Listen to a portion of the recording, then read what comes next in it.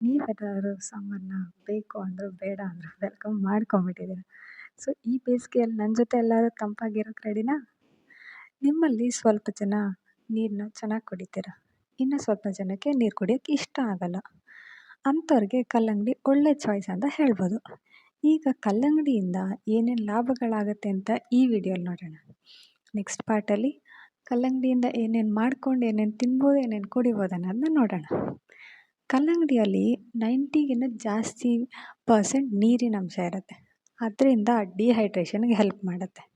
ಅಂಶಗಳ ಸಂಪತ್ತು ಅಂತಲೇ ಹೇಳ್ಬೋದು. ಯಾಕಂದರೆ ವಿಟಮಿನ್ ಎ ಮತ್ತು ಮೆಗ್ನೀಷಿಯಮ್ ಇರುತ್ತೆ. ಎಲ್ಲರ ಸ್ಕಿನ್ನಿಗೂ ಬೇಕಾಗಿರೋ ವಿಟಮಿನ್ ಸಿನ ಈ ಕಲ್ಲಂಗಡಿ ಕೂಡ ನಮ್ಮೆಲ್ಲರಿಗೂ ಕೊಡುತ್ತೆ. ಮತ್ತು ವೆಯ್ಟ್ ಕಮ್ಮಿ ಮಾಡ್ಬೇಕು ಅಂದ್ಕೊಂಡಿರೋರಿಗೆ ಇದು ನಿಮ್ಮ ಬೆಸ್ಟ್ ಫ್ರೆಂಡ್ ಅಂತ ಹೇಳ್ಬೋದು. ಯಾಕಂದರೆ ಇದರಲ್ಲಿ 30-40 ಕ್ಯಾಲೋರೀಸ್ ಮಾತ್ರ ಇರೋದು.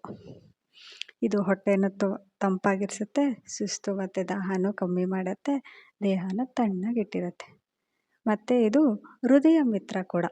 ಇದರಲ್ಲಿ ಪೊಟ್ಯಾಷಿಯಮ್ ಮತ್ತು ಆ್ಯಂಟಿ ಆಕ್ಸಿಡೆಂಟ್ಸ್ ಇರೋದ್ರಿಂದ ಆರೋಗ್ಯನೂ ಕಾಪಾಡುತ್ತೆ, ತುಂಬ ದೇಹಕ್ಕೆ ಹೆಲ್ಪ್ ಮಾಡುತ್ತೆ. ಮತ್ತು ಇದು ರುಚಿಗೆ ಬಂದರೆ ಮನೆಯಲ್ಲಿರೋ ಚಿಕ್ಕ ಮಕ್ಕಳು, ಹುಡುಗರು, ದೊಡ್ಡವರು ಎಲ್ಲರಿಗೂ ಇಷ್ಟ ಆಗುತ್ತೆ. ಓಕೆ, ಈ ಸಮ್ಮರಲ್ಲಿ ಕಲ್ಲಂಗಡಿಯನ್ನು ತಿಂತಾ ಇರಿ, ಕೂಲಾಗಿರಿ ಅಂತ ಹೇಳ್ತಾ ಬಾಯ್. ನಮ್ಮ ನೆಕ್ಸ್ಟ್ ಪಾರ್ಟಲ್ಲಿ ರೆಸಿಪೀಸ್ ಜೊತೆ ಬರ್ತೀನಿ. ಅಲ್ಲಿ ತನಕ stay tune, subscribe, like and share.